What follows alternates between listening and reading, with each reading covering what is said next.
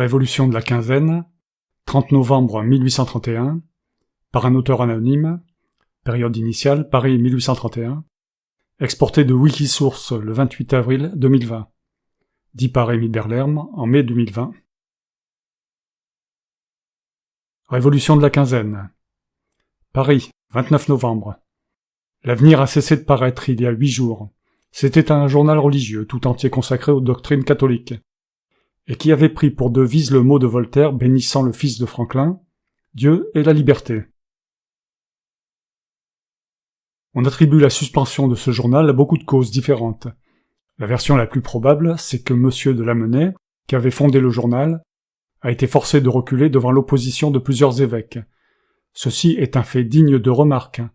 La servilité de l'Église de France, dans un moment où elle aurait besoin de tant de courage et de cœur, a droit de nous étonner. Même pour les indifférents, c'est chose affligeante de voir M. de Lamennais, ce grand génie chrétien, désavoué si cruellement par ses frères, dans une défense si courageusement entreprise. À de pareils indices de lâcheté, on peut juger qu'une religion est perdue. M. de Lamennais, suivi de ses deux disciples, messieurs Lacordaire et le comte de Montalembert, doit se rendre à Rome pour exposer au souverain pontife sa doctrine et sa profession de foi. Ainsi de nos jours se renouvellent ces lointains pèlerinages d'autrefois, quand la soumission était le premier dogme du chrétien comme du sujet. Qu'on attaque M. de Lamennais avec toute l'éloquence des amis du ministère, peu nous importe. Nous perdons en perdant M. de Lamennais un défenseur puissant et éclairé de la liberté d'enseignement. Quant à son voyage à Rome, il appartient à de trop respectables motifs pour que nous le trouvions même trop vieux d'1 siècle et demi. Voilà le premier fait important de la quinzaine. On y a fait aussi peu d'attention qu'on en ferait à une comédie de Monsieur Bonjour. Un déluge de croix et d'officiers de la Légion d'honneur est venu tout à coup affliger nos regards. La croix de la Légion d'honneur est devenue une contagion aujourd'hui. Qui n'a pas la croix, ou des droits à la croix, ou l'assurance d'avoir la croix? Le ruban rouge a doublé de prix. La croix se donne comme un signe de tête, comme un futile bonjour, comme une poignée de main le jour d'une fondation de dynastie. Cette profusion inouïe a fait rire d'abord. Elle a fait murmurer ensuite. On trouve que c'est mal choisir que de choisir une époque d'égalité pour jeter les distinctions à pleine main. On ajoute que dans ces décorés insignifiants, il y en a de tout à fait indignes, des gens malfamés, inutiles, absurdes, flatteurs rampants, et qui se promènent fièrement avec cette croix qui a fait des héros, et qu'ils sont indignes de porter même aujourd'hui qu'on en a tant donné. Aussi plusieurs des vieux décorés, voyant que la profusion continuait, et que la Révolution de Juillet puisait les croix dans le même boisseau que la Restauration, ces braves gens, disons-nous, ont arraché encore une fois leur croix de leur poitrine. Ils l'ont replacée dans sa cachette. Ils se sont mis dans le petit nombre des non décorés. Ils ont fait acte de sagesse et de bon esprit. Mais pourquoi donc affliger en pure perte de braves gens pour satisfaire quelque misérable vanité? Le lendemain de la distribution des croix, de nombreux charivaris ont parcouru la ville. C'était un bruit merveilleux de chaudrons, de sifflets et de cornets à bouquins. On se bouchait les oreilles à ce concert. Une partie de la ville a appris, par les charivaris, que nous avions 300 chevaliers de plus, car ces chevaliers se font en cachette. Ils se nomment dans l'ombre, par surprise. Et le moniteur n'en parle pas. Trop heureux encore. Trop heureux les nouveaux chevaliers. S'ils en étaient quittes pour cette folle musique. Mais cette fois, la chose est plus importante. Les gardes nationaux, qui ont nommé leurs officiers, n'avaient guère songé, en les nommant, à embellir leur boutonnière d'un ruban rouge. Ce ruban rouge leur paraît une surprise à leur bonne foi. Et ils demandent une réélection pour tous les officiers décorés. Déjà plusieurs légions ont énergiquement exprimé leur volonté à ce sujet. Toutes les légions de la garde nationale suivront cet exemple qui est dur, mais qui est juste. Les chevaliers qui seront renommés à cette seconde épreuve pourront porter leur croix s'ils y tiennent encore. Quant à ceux qui perdront leur grade, alors ce sera vraiment un grand malheur pour eux. Ce sera une croix payée bien cher. Ne sont-ce pas là, je vous prie, des faveurs bien calculées? Dans quel embarras le ministère va jeter ceux qui ont accepté ces imprudentes faveurs? Le ministère ne pouvait pas trouver de moyen plus simple de fatiguer la garde nationale. C'est une double maladresse. Les officiers nommés de nouveau n'auront à remercier de leur croix que leurs camarades. Les officiers non réélus auront besoin d'un grand courage pour porter cette croix, qui leur aura fait perdre ce grade auquel ils la doivent. Savez-vous quelque part un cercle plus doublement vicieux? Les charivaris duraient encore et les réélections n'étaient pas commencées, qu'une nouvelle faveur plus étrange et plus malheureuse est venue encore nous attrister. On a fait une fournée de 36 pairs, rien que cela. L'opposition, voyant tout à coup cette pairie surgir du sein de la discussion sur les 100 jours, a poussé de vives clameurs. Elle a refusé à la couronne le droit de nomination. Nous sommes les amis de l'opposition. Nous aimons ces allures hardies, ces bouderies interminables, ces vives colères. Mais cette fois, la colère a été trop loin. Parmi les nouveaux pairs figure le prince de la Moscova, le fils du maréchal dont la mémoire sera réhabilitée avant peu, à la même chambre qu'il a mis à mort. On avait dit que le prince de la Moscova, en faveur de la pairie, renonçait à ce procès si glorieux pour lui. Cela est faux. Le prince de la Moscova ne siégera pas à la chambre des pairs avant la révision du procès de son père. C'est ainsi que la France l'entend aussi. D'ailleurs, avec le nom du maréchal Ney, on est toujours sûr d'être le père du plus haut et du plus glorieux. Outre les 3 à 400 décorés et les 36 pairs, on a fait une monstruosité non moins étrange. Un maréchal de France honoraire. Quelque chose qui n'avait jamais existé. Un grossier contresens qui ne peut mener à rien. Avant de se jouer ainsi des honneurs, des distinctions, des charges civiles et militaires de la patrie, un ministère devrait bien attendre une plus grande majorité que celle de M. Casimir Perier. Toutefois, cette majorité a été la maîtresse. Elle a fait rejeter la lecture d'une vive adresse soutenue par 131 députés, dans laquelle cette fournée de pairs était traitée d'illégale. Tous les journaux ont crié à l'illégalité, contre l'opposition. Mais le public fatigué de toutes ces controverses, harassé de tant de fatigue, allant tour à tour du fusil Gisquet au fossé des Tuileries, du vol des médailles aux nouveaux décorés, des nouveaux décorés aux 36 pairs, des 36 pairs au maréchal de France honoraire, unique en son genre, le public, dans son heure d'insouciance et de nonchalante indignation, est allé se divertir à l'opéra. Robert le Diable. Grand opéra en 5 actes, musique de Meyerbeer, paroles de messieurs Germain de Lavigne et Scribe, a été joué lundi passé. L'affluence était considérable, mais il y avait peu de jolies femmes, peu de grandes toilettes. C'était une désespérante bourgeoisie. Du reste assemblée très attentive et très émue. Parlons du poème d'abord. C'est la plus insipide production de M. Scribe. Il est impossible d'être plus diffus et moins clair. Il s'agit du diable qui a pour enfant Robert, fils de Berthe la chrétienne. Le diable aime tant son fils qu'il veut le damner pour n'avoir plus à le quitter jamais. Pour cela, le diable pousse Robert de toutes ses forces.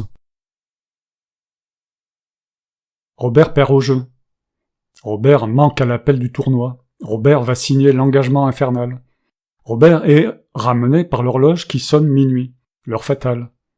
Voilà tout le poème. Heureusement, le musicien est un grand musicien, et l'Académie royale de musique est plus que jamais le grand opéra. Il y a des choses admirables dans ces 5 actes. Il y a de délicieux détails dans cette mise en scène. La scène de jeu au premier acte, le ballet du second, l'admirable décoration du troisième. Ce sont là de très belles choses. Il faut que je vous raconte le 3e acte tout entier. Nous sommes dans un monastère abandonné, les murs tombent en ruine, les tombeaux silencieux sont chargés de statues blanches, les rayons mystérieux de la lune éclairent le triste intérieur de leur pâle clarté. Tout à coup une musique se fait entendre. Ces espèces de tombeaux se dressent sur toute leur hauteur. Les statues immobiles reviennent au mouvement et à la vie. C'est une foule d'ombres muettes qui glissent à travers les arceaux. Toutes ces femmes dépouillent leurs costumes de nonnes. Elles secouent la poudre froide des tombeaux. Tout à coup elles se rejettent dans les délices de leur vie passée. Elles dansent comme des bacchantes, elles jouent comme des milords, elles boivent comme des sapeurs. Quel plaisir de voir ces femmes légères qui s'agitent au milieu de cette douteuse lumière. Mademoiselle Taglioni prodigue dans ce ballet toute son élégance et toute sa grâce. Tout cela est d'un bel et puissant effet. Quel dommage si l'admirable danseuse avait eu les 2 jambes brisées, comme cela aurait pu arriver par la chute du plus lourd des nuages, qui est tombé tout à coup du 5e ciel. Au reste, les accidents ont été fort nombreux dans cette soirée. L'arbre d'une forêt, tout chargé de lumière et de quinquets, a pensé écraser mademoiselle Dorus au milieu d'une chanson champêtre. Puis, à la dernière scène du dernier acte, une trappe anglaise a englouti Nourri au moment où il était sauvé des griffes du démon. Ceux qui savaient quel abîme sépare un théâtre de ses fondations, et qu'il y a 60 pieds à franchir, voyant Nourri disparaître si subitement, ont pâli d'effroi. Plusieurs femmes se sont évanouies. Mademoiselle Mars elle-même s'est évanouie. Et voyez les ingrats, personne ne s'est aperçu de l'évanouissement. Il y a 15 ans qu'il n'en eût pas été ainsi. Je me résume. La musique est fort belle, et fort bien chantée par Nourri, Levasseur et mademoiselle Dorus. Plusieurs décorations sont des chefs-d'œuvre. Le poème est absurde et indigne d'être présenté même à l'opéra. Raison de plus pour que ce soit un grand succès. Témoin les opéras de Monsieur Jouy. Il a paru un délicieux petit volume en vers intitulé Marie. C'est une poésie simple et douce qui annonce dans le poète de bonnes études et de bonnes passions, de choses bien rares de nos jours. En revanche, on a ouvert un théâtre de plus, le théâtre Molière, qui avait déjà été ouvert une fois. Puis on a joué 6 vaudevilles, dont 3 en 3 actes.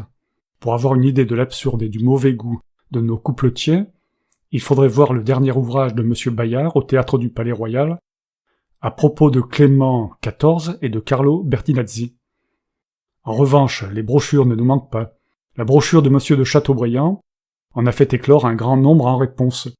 Nous avons eu la brochure de M. Fonfred, nous avons à présent la brochure de M. Thiers. Pour comble de succès, M. de Chateaubriand a été insulté dans la Chambre des députés par le Dassouci de notre époque, notre empereur du burlesque, l'auteur de l'Épître aux mules, l'ancien aide-camp du duc de Berry, M. Viennet, puisqu'il faut le nommer. M. Viennet insultant M. de Chateaubriand sur sa prose, c'est quelque chose qui dépasse toutes les bouffonneries parlementaires de la Restauration. Au dehors, les nouvelles de la paix se confirment. La Hollande, menacée de toutes parts, a promis d'être tranquille. Les 3 espèces de choléra à Sunderland ont fait quelques progrès. Quelques Anglais arrivent à Paris, mais ternes, mornes, tristes, fuyant la maladie, et non pas cherchant le plaisir. Voyez Paris dans le jour, voyez Paris dans la nuit. Paris, c'est une grande ville de province qui végète, qui économise, qui se gêne pour payer l'impôt. Plus d'équipage, plus de balles, plus de fêtes, plus de femmes, plus de luxe, plus de beaux-arts, plus d'hiver brillants, plus de balles pour Paris. Les jeux publics ont peine à payer l'impôt à la ville, les théâtres ne font pas l'impôt pour les pauvres. L'usure elle-même fait pitié à voir.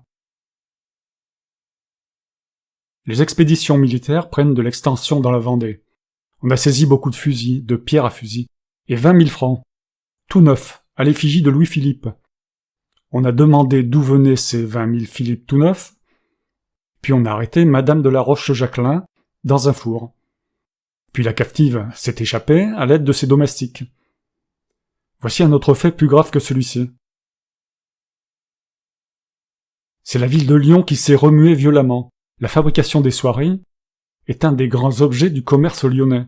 Les soieries font vivre toute l'immense population des faubourgs et des hauteurs. Depuis que la Suisse s'est adonnée à ce genre de fabrication, le commerce de Lyon a beaucoup souffert. Les fabricants se sont vus forcés de baisser leurs prix. Les ouvriers ont réclamé avec toute la véhémence de la misère, qui a faim, qui a froid, et qui n'a plus de crédit nulle part.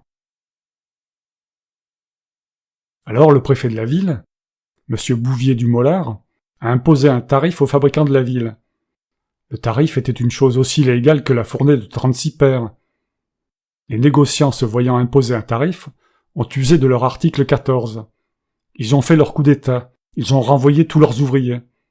C'était mettre à mort tout un peuple. un peuple hâve, livide, mort de faim, armé. C'était pire qu'un crime. C'était une faute. Aussi voilà ces malheureux en guenilles qui complotent, qui s'assemblent, qui grondent. Le préfet reste parfaitement tranquille. Il n'entend rien. Et la veille de cette grande révolte, il écrivait encore confidentiellement au ministre de l'Intérieur « Une révolte est plus que jamais impossible à Lyon. » Tout à coup, le faubourg éclate, les ouvriers se remuent en masse. Ils portent un drapeau noir sur lequel est écrite cette énergique inscription « Vivre en travaillant ou mourir en combattant ». Ils se sont battus comme des gens qui voudraient vivre, mais travailler. Ils ont pris des canons et ils ont tiré le canon. Ils ont pris un général et le préfet, et ils ont voulu pendre le préfet qui a été obligé de donner une rançon à ce qu'on dit. Ils ont fait mieux que cela, ils ont pris les ponts qu'ils ont coupés. Ils ont pris les rues qu'ils ont barricadées, ils ont pris la ville qu'ils gouvernent. À présent, ils fusillent tous les pillards. Lyon a aussi ses 3 jours, sa révolution de juillet. C'est un grand cas de pardon et de merci ce mot-là. J'ai faim. Et puis dans une société ouvrière, quand tous les liens du pouvoir sont brisés, faites entendre raison à cet ouvrier qui se meurt. Paris inquiet et perdu à ces nouvelles, a tout oublié pour ne s'occuper que de Lyon. On a fait courir 1000 bruits à ce sujet. On disait hier que les ouvriers offrent de rendre la ville moyennant 5 millions. Il y a 4 ans, Charles X fit une commande d'à peu près même somme pour les ouvriers sans ouvrage. Le roi des Français vient de faire une demande d'1 million de soirées. Que l'argent des fusils Gisquet et du fossé des Tuileries, employé à propos, nous eût épargné de chagrin. Et à Lyon, que de meurtres, d'incendies, de ruines de tout genre, sans compter qu'à de pareils excès la confiance commerciale, se perd pour 3 ans au moins. En général, le gouvernement y va avec trop d'incurie avec la province. Les préfets sont faibles, les sous-préfets sont novices, la police est mal faite. On dirait que le gouvernement garde toute sa surveillance pour Paris. Il fait saisir les journaux de Paris. Encore avant-hier, on a arrêté 6 prétendus conspirateurs, le matin, et le soir 2 rédacteurs de journaux. C'est à ces précautions que s'arrête le ministère. Ils ne pensent pas que le midi de la France est aux portes de Paris. Cependant, il faudrait prendre garde au midi. Il y a encore plus de misère là-bas qu'ici. L'impôt est dur à payer là-bas comme ici. L'hiver est rude. Les chevaliers de la Légion d'honneur abondent, il est vrai. Mais l'argent est rare. Les Philippe IX sont rares. Les vieux Napoléon aussi. La première guerre de la Vendée a commencé ainsi par l'indolence du pouvoir. On disait alors, comme aujourd'hui, que c'était un feu de paille. Quel incendie ce feu de paille a produit. Cependant, on se bat encore en duel. Ne désespérons pas tout à fait de l'esprit français. Monsieur Bicêtre, l'homme de couleur qui a rendu Monsieur Isambert si célèbre, attaque dans une brochure le parent d'un jeune colon. Le jeune homme qui a du cœur va demander raison à Monsieur Bicêtre. Monsieur Bicêtre fait répondre par un ami, dans le courrier français, qu'il ne se battra pas. Le jeune homme répond dans le Figaro à la lettre du courrier. Bref, ils se sont battus lundi. Monsieur Bicêtre a été blessé. La blessure, fort heureusement, ne sera pas dangereuse. Ceci est une nouvelle intéressante pour les 2 mondes. Elle a sa place dans notre revue. Dans un autre temps, on eut beaucoup parlé d'un ignoble procès qui a eu lieu en police correctionnelle. Monsieur de Boufflers, qui gâte par d'indignes désordres le beau nom de l'auteur d'Aline, que les femmes aimaient tant, a été accusé et condamné sans aucune des formalités nécessaires du huis clos. Toutefois, on ne dira pas que la pudeur nous manque. Il n'y aurait plus de pudeur dans toute la France qu'elle se réfugierait encore dans l'âme de M. d'Argout. L'opéra a été tancé vertement à propos de l'habit des nonnes dans le délicieux ballet du monastère abandonné. Les nonnes étaient vêtues d'une robe blanche dont elles se dépouillaient pour se livrer plus aisément à leur jeu. M. d'Argout n'a pas voulu de ces habits de religieuses qui sautaient si facilement. Les pauvres nonnes, dépouillées de leur guimpe, sont restées en robe blanche et en couronne de roses noires, remerciant dans leur cœur la cruelle pruderie de M. d'Argout. Tout ceci est bien triste et bien morne. Chevalier, coup d'État, duel, police correctionnelle, clergé, la peste même et la révolte, le poème de M. Scribe, tout cela est faux, pâle, bâtard. Il n'y a de vrai cette quinzaine que l'inscription du drapeau noir et 2 ou 3 airs de Meyerbeer. Et encore. dites adieu à la passion et à l'art. Le manque d'énergie nous sauvera de tous ces désordres. Et si l'on vous parle de guerre civile, ou de chef-d'œuvre, ou de peste qui tue, répondez hardiment à qui vous le dira, tu en as menti. Revue des deux mondes. Sur la politique rationnelle, par monsieur Alphonse de Lamartine. Deux brochures de deux hommes illustres ont paru en même temps, et l'une a tout à fait éclipsé l'autre. Lorsque nous avons lu les deux écrits, la diversité du succès ne nous a nullement étonnés. En France, en des temps d'émotion politique, un pamphlet étincelant et acéré prendra toujours le pas sur des considérations calmes, désintéressées, et lumineuses d'une douce et sereine lumière. Monsieur de Chateaubriand, en se résignant à faire un appel à tous les partis véhéments, aux carlistes, aux bonapartistes, aux républicains, a pu être chemin faisant, d'une utilité merveilleuse à la cause de l'opposition véritablement nationale, en revêtant de son style pompeux la plupart des arguments que cette opposition maintient depuis 15 mois, en les aiguisant de son ironie vengeresse, en les armant, pour ainsi dire, de ses lanières écarlates, il a infligé bien des châtiments justes, et fait sonner sur les têtes bien des vérités. L'opposition nationale lui a donc su gré de son écrit, presque à l'égal de l'opposition carliste. Mais, suivant nous, elle a été trop aveugle ou trop complice dans sa reconnaissance. Elle n'a pas assez dit que ces arguments du noble écrivain, elle les reprenait parce qu'ils étaient siens, et qui lui semblaient vrais et utiles. Elle n'a pas assez caractérisé. Du reste, cet écrit de passion équivoque et de personnalité incurable. Elle n'a pas assez rappelé à l'écrivain bruyant et glorieux, à l'égoïste drapé de pourpre et resplendissant, à l'homme d'état incapable, toute l'incohérence de ses prétentions, toute l'outrecuidance de ses chimères.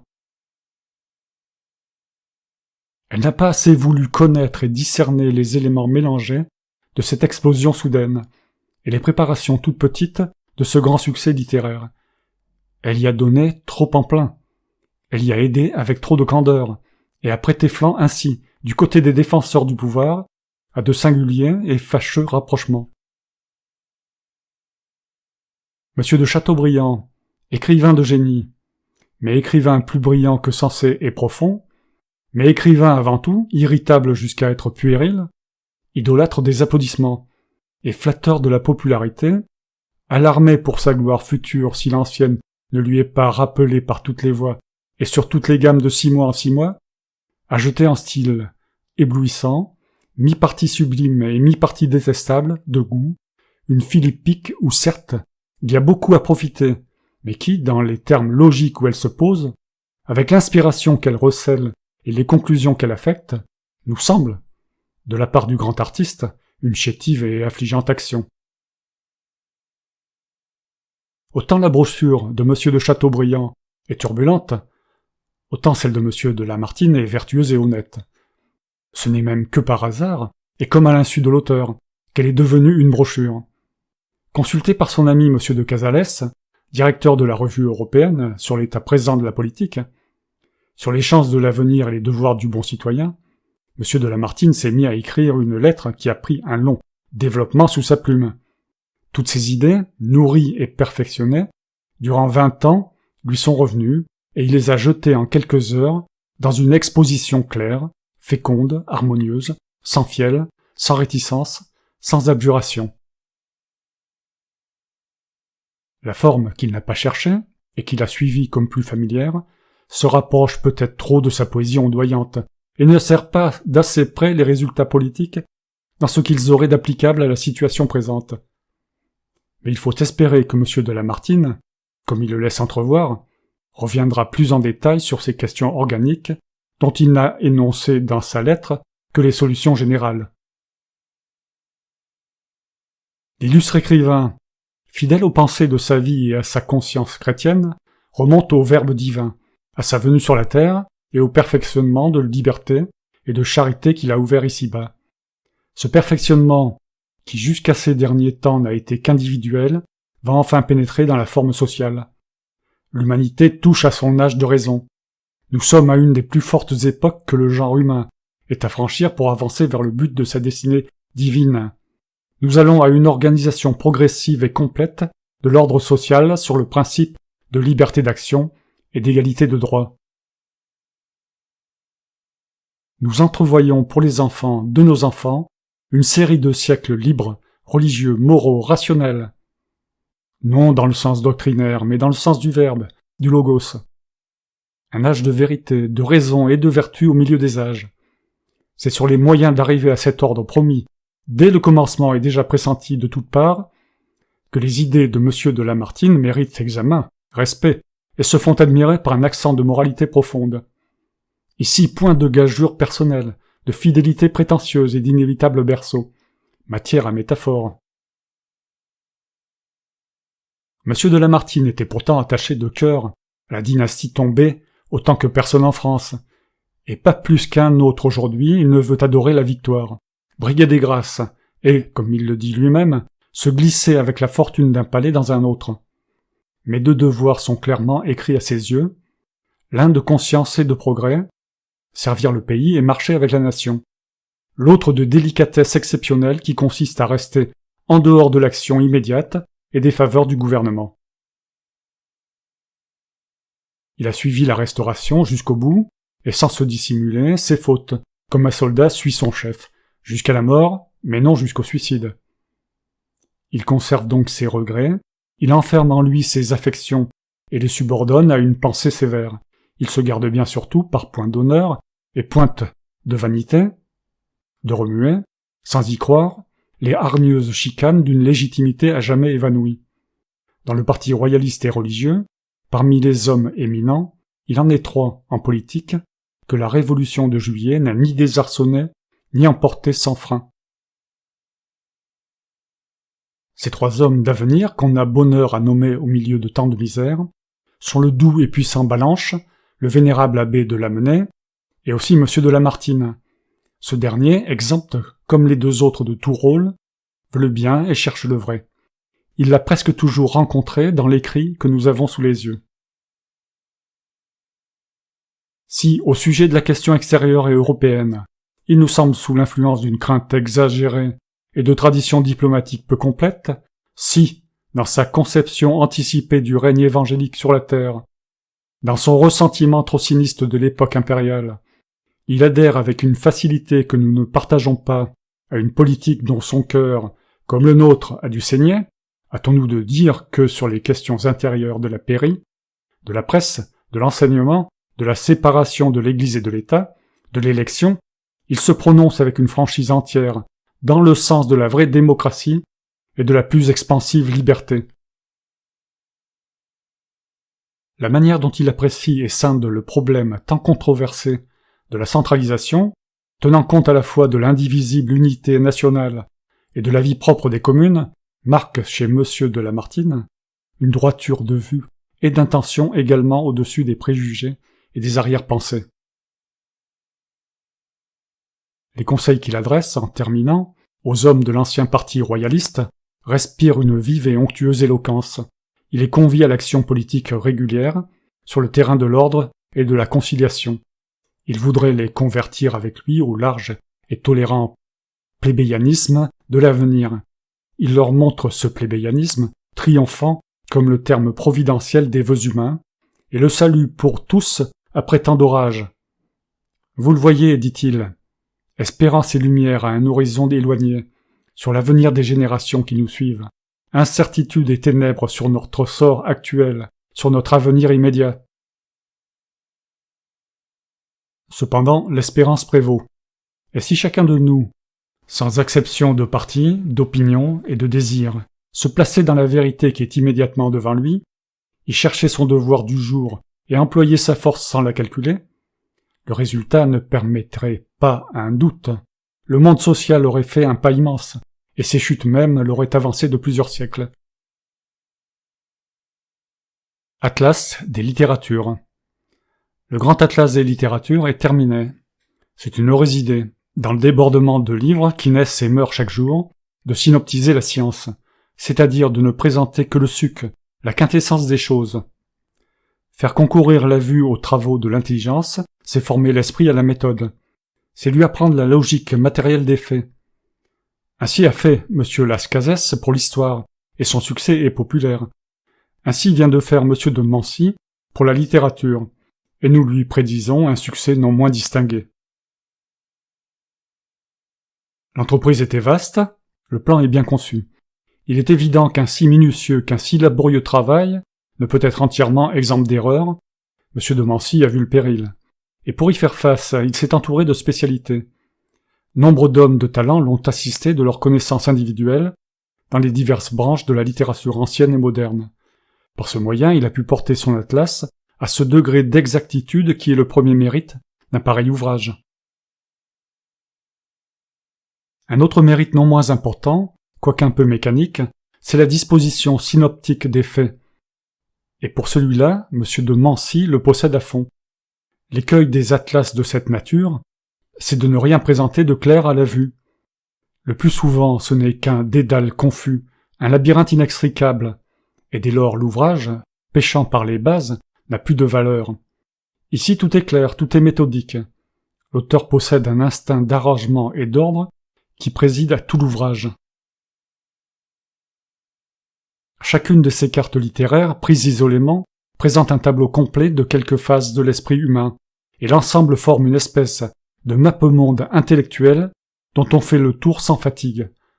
L'auteur ne s'est pas borné à faire une immense histoire littéraire, il a passé en revue les sciences et les beaux-arts, et rien de ce qui a rapport aux productions de l'esprit et de l'intelligence n'est étranger à cette encyclopédie, où les plus illustres savants sont venus déposer le tribut de leurs conseils et de leur bienveillance, qu'il est honorable d'avoir su mériter. Il ne faudrait pas qu'un homme seul, fût-il un Cuvier, un Humboldt, eût la prétention de tout faire par lui-même. L'homme habile qui se livre à des recherches si approfondies et si variées n'a pas une autre marche à suivre que celle de M. de Mancy à adopter. C'est une assez grande preuve de mérite et de sagacité que d'avoir su découvrir tant de faits importants, et pour ainsi dire, se les approprier, en allant les puiser à 1000 sources inconnues, et surtout d'être parvenu à les classer dans un ordre si lucide et si frappant. M. de Mancy a fait faire un grand pas à l'histoire littéraire, si négligée parmi nous, quoique son utilité soit bien reconnue. Celui-là, c'est plus d'à moitié une science qui en connaît l'histoire, disait d'Argenson. Et en butinant dans tous les champs, comme l'abeille, il a matérialisé, pour ainsi dire, la science, et rendu un vrai service à l'esprit de ceux qui étudient, et à la mémoire de ceux qui savent.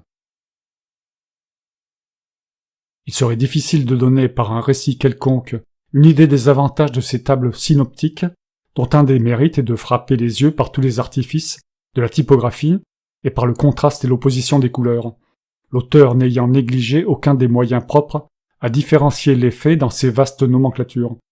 Nous nous borderons à mentionner, parmi les nouveaux aperçus que présente ce travail ingénieux, les colonnes qui se trouvent ordinairement à la droite de chaque tableau, et qui présentent une chronologie comparée des faits politiques et des événements littéraires. Là se trouvent enregistrés les rapprochements les plus curieux et souvent les contrastes les plus inattendus. En un mot, M. de Mancy a bien mérité des lettres en ouvrant cette carrière. Et malgré les légères imperfections de détail qu'on peut lui reprocher, son atlas n'en est pas moins d'une exécution excellente et devient un complément indispensable du grand atlas historique de Lesage. Mémoires de La Valette. La seconde édition des Mémoires de La Valette vient de paraître chez le libraire Fournier. Aujourd'hui que le succès de cette publication est désormais assuré, le temps est venu de caractériser avec impartialité le mérite spécial de ces mémoires.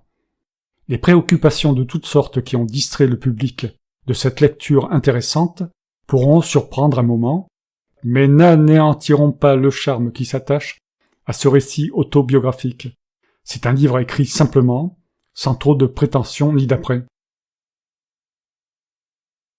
C'est le style d'un conteur qui revient avec plaisir et à plusieurs reprises au souvenir de ses premières années, et qui ne regrette pas les redites pour éclaircir un fait et pour porter sur tous les détails la lumière et l'évidence. C'est un document précieux pour ceux qui voudront comprendre et rédiger sévèrement l'histoire du consulat et de l'Empire, le caractère personnel du narrateur n'avait pas besoin des apologies de M. Cuvillier-Fleury pour inspirer toute confiance. Si, comme le dit M. de Lavalette, dans les premières pages de son introduction, les accusations nombreuses et acerbes dont il a été l'objet l'ont seul décidé à prendre la plume, cette fois-ci encore, comme il arrive si souvent dans ces sortes d'affaires, nous ne plaindrons pas la calomnie qui nous vaut un plaidoyer si pathétique et si chaleureux. Les détracteurs de M. le comte de Lavalette nous ont rendu le même et précieux service que M. Goesman et M. le comte Lablache, en accusant Beaumarchais. Sans le sieur Marin, nous n'aurions pas le magnifique épisode de Clavigeau, dont Goethe a tiré un si beau et si dramatique parti, et que M. Halévy nous a gâtés. Il faut donc remercier les détracteurs de l'Empire, qui, ne comprenant pas le dévouement d'une âme noble et généreuse pour le génie et l'héroïsme, trouvent plus simple de nier les vertus auxquelles ils ne sauraient atteindre. Rien ne manquait à M. de Lavalette, ni à sa mémoire, avant la publication des 2 volumes dont nous parlons. Il avait passé par 2 parodies les couplets du boulevard Montmartre et le pinceau d'Horace Vernet. Un homme frappé de ces 2 coups n'avait pas besoin de réhabilitation. Mais lisez les mémoires de Lavalette et vous quitterez cette lecture avec un rare contentement. L'estime d'un homme de bien.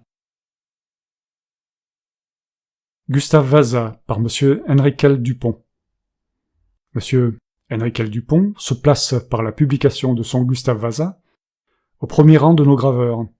Messieurs Richomme et Desnoyers, qui jusqu'à présent s'appelaient les maîtres et les chefs de notre gravure, n'élèveront cette fois aucune objection contre la correction et la pureté du jeune artiste. Le portrait d'Hussein Pacha, d'après Champmartin, Aquatinta, plusieurs portraits de Van Dyck, même manière, le portrait du cardinal, Latil, d'après M. Ingres, exécuté en taille douce, et tout récemment un portrait Aquatinta de Madame de Mirbel, assurait déjà un rang honorable à M. Henriquel Dupont. La nouvelle publication dont nous parlons mérite d'être étudiée plus attentivement, et ne peut que profiter aux lenteurs de l'examen. C'est le travail de 8 années, et on ne surprend dans cette œuvre immense aucune trace de découragement. La patience persévérante a porté ses fruits. C'est dans la gravure pittoresque et colorée ce que la France a de mieux à opposer aux Anglais. C'est la finesse et l'harmonie de Reinbach, la sévérité de Burnet, la délicatesse de Finden, le charme et la pureté de Scavonetti, le Bandsman's-Buff et les pèlerins de Canterbury n'ont rien de plus esquis ni de plus gracieux. Il arrivera sans doute que des consciences sévères mais égarées, à ce qu'il nous semble, opposeront à leur admiration involontaire un patriotisme dogmatique et invulnérable, et demanderont « À quoi bon se faire anglais ?» À cette question, même en la supposant sincère, je ne crois pas qu'il y ait de réponse possible, au moins dans l'espèce. Certainement, nous ne conseillerons à personne d'imiter une manière, quelle qu'elle soit. L'imitation n'a jamais été féconde, mais de l'imitation à l'élude, il y a loin. À notre avis, M. Henriquel Dupont n'a pas imité Rembrandt, mais il a étudié. Il ne s'est pas traîné à sa suite comme Norblin sur les traces de Rembrandt. Il a vu comment Rembrandt procède, et après mûre réflexion, il a procédé à sa manière. Des yeux ignorants pourront se méprendre entre un Norblin et un Rembrandt, mais à moins d'être aveugles. Je défie que l'on puisse confondre un Dupont avec un Rembrandt. Tout le groupe de Gustave est d'une lumière éblouissante. Cependant, il y a dans les jambes quelques portions qui ne sont pas assez soutenues. Une analyse attentive surprend et démêle, dans l'étendue de cette belle planche, la trace de nombreux progrès. Il y a des morceaux irréprochables, il y en a d'autres où l'on peut suivre la lutte du graveur avec le pinceau. Lutte haletante et glorieuse, mais qui parfois n'aboutit qu'à de courageux efforts. En résumé, c'est une belle gravure, colorée, vivante, pleine de grâce et de naturel. Pour un salon, c'est un beau tableau. Théâtre italien, Madame Malibran. La session musicale de cet hiver, ouverte sous de brillants auspices, s'est dignement continuée, et n'a démenti aucune des espérances que M. Robert avait fait concevoir. À vrai dire, Donizetti et Bellini sont de médiocres musiciens, malgré la réputation éclatante dont ils jouissent maintenant en Italie. mais on aurait mauvaise grâce à blâmer l'activité de l'impresario, qui, pour varier nos plaisirs, a bien voulu monter 2 opéras nouveaux. Depuis quelques 12 ans, le théâtre italien de Paris vit sur un répertoire assez circonscrit, et à ce compte, il faut savoir gré à M. Robert de nous avoir offert la Sonnambula et Anna Bolena.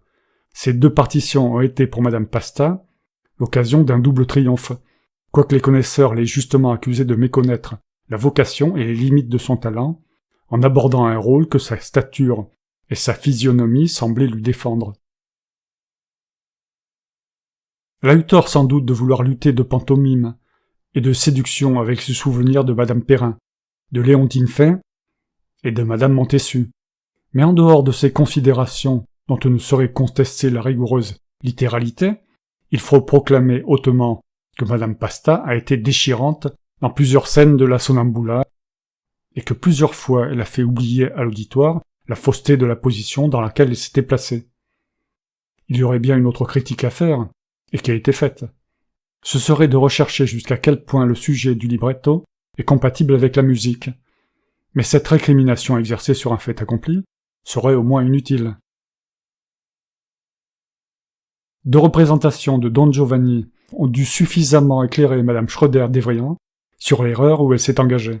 Son talent, assez dramatique, mais très peu musical, ne convient pas à la scène italienne. La Blache, malgré la verve et l'entraînement de son chant et de son jeu, est déplacée sous le costume de Don Giovanni. On ne consent pas volontiers à se figurer le héros de Molière, de Byron et de Mozart sous les traits de Goliath. Mais le départ de Madame Pasta permet maintenant à l'empressement et à l'enthousiasme de se porter tout entier sur Madame Malibran. Cette admirable cantatrice a fait sa rentrée dans Ninetta. C'est le rôle qu'elle choisit de préférence pour ces sortes de solennités. Et jusqu'à présent, les applaudissements ont sanctionné son choix. Cette fois-ci encore, l'enthousiasme de l'auditoire ne l'a pas un seul instant abandonné. Et ainsi, à ne consulter que les faits et les témoignages incontestables de l'approbation publique, elle peut croire que sa tâche est remplie. Elle peut défier la critique, se reposer dans sa gloire, et se confier à l'avenir sur la foi du passé. Et pourtant, quand on devrait nous accuser de recueillir l'héritage des insulteurs publics qui, dans les triomphes antiques, suivaient le char des généraux romains, nous élèverons la voix pour protester, non pas contre le succès éclatant que Madame Malibran vient d'obtenir, ce serait folie, mais contre les moyens qu'elle met en usage pour y arriver.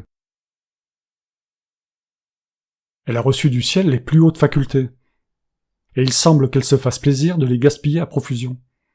Une voix étendue et souple et sonore, et d'une admirable justesse, le génie musical, le sentiment délicat et constant des moindres finesses, des secrets les plus mystérieux d'une partition, l'intelligence rapide, non pas seulement des volontés, mais bien aussi des intentions du compositeur, qui lui permet de développer, quand et comme il lui plaît, le thème et la phrase dont elle dispose souverainement. La jeunesse, la beauté, la grâce, tous ces dons si rares et si précieux, ne paraissent pas suffire aux besoins de succès qui la dévorent à tous les instants de la soirée. Au lieu de borner et de circonscrire les attributions de son talent, comme la nature le veut et l'ordonne, au lieu de s'en tenir au chant et de jouer seulement autant qu'il le faut pour colorer et accentuer les notes de sa voix, elle s'oublie jusqu'à lutter de gestes et d'attitudes avec Mademoiselle Spinson, et quelquefois même avec Madame Dorval. Or, il est évident que cette prétention au drame et à la tragédie porte à son talent musical un préjudice notable. Pour s'en convaincre, il suffit de rappeler que, pendant la première moitié de la Gazza, elle a été fort au-dessous d'elle-même, et cela uniquement parce qu'elle fatiguait sa respiration en mouvements et en gestes sans nombre. Elle épuise sa voix en gémissements et en sanglots, et quand l'orchestre impitoyable et souverain attaque l'accompagnement, la prima donna ne retrouve plus les notes qu'il lui faut. Ou bien elle en diminue forcément le volume et la portée. Quelquefois même, malgré la justesse admirable de son gosier, il lui arrive de ne pas chanter juste. Et pourquoi, je vous le demande? Tout simplement parce qu'elle a versé des larmes trop vraies et trop amères. C'est à coup sûr un don du génie de sympathiser profondément avec l'esprit et le sens intime d'un rôle. et sans doute sans l'exubérance de force et de génie dont est douée Madame Malibran, le malheur que nous déplorons n'arriverait pas. Mais qu'elle y prenne garde, elle manque le but en voulant le dépasser. Elle méconnaît sa vocation en voulant la compliquer outre mesure. C'est un devoir sérieux et irrésistible pour un artiste de renfermer sa force et sa volonté dans le cercle où son art est compris.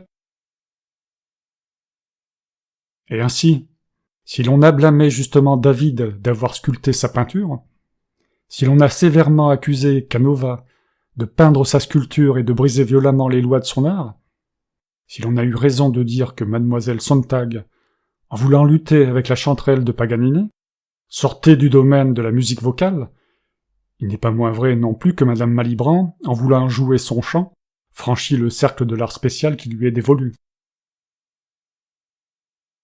Qu'elle choisisse du drame ou du chant.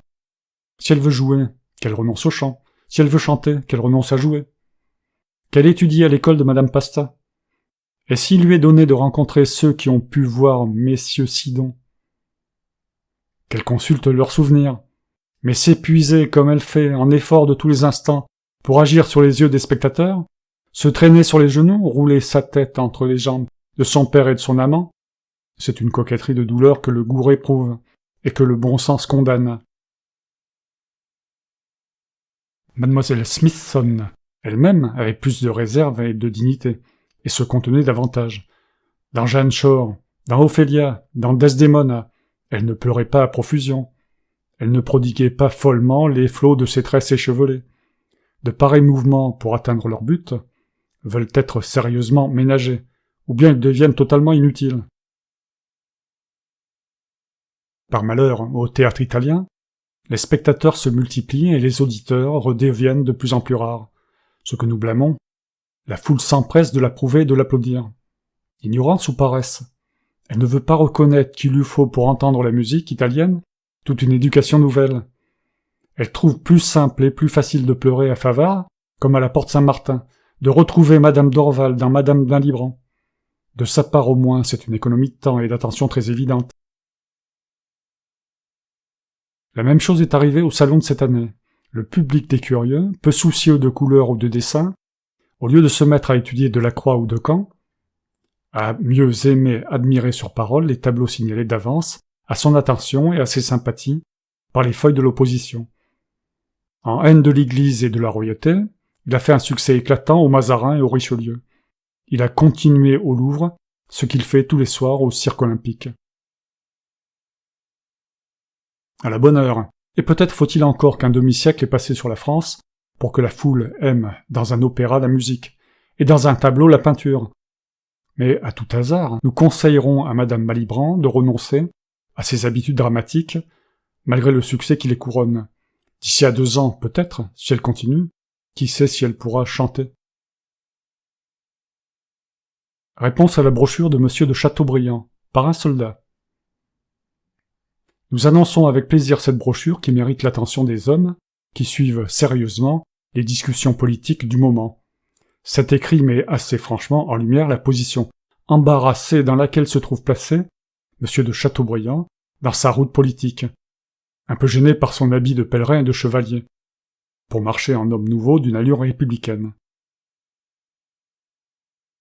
Faisant de l'absence par coquetterie pour Paris, qui n'y prend pas garde, complimentant le chansonnier qui lui chante un compliment, plaidant pour Henri V, et s'étonnant de s'apercevoir que son plaidoyer tourne au plus grand avantage de Napoléon II, tant l'aigle aurait bonne grâce, dit-il, à relever le drapeau d'un blanc sale qui traîne sur les mairies. Ce soldat a plus d'esprit que bien des officiers, et cela me ferait penser volontiers qu'en fait de littérature, l'armée est plus forte qu'on ne croit, et que l'on ne se défie pas assez d'elle.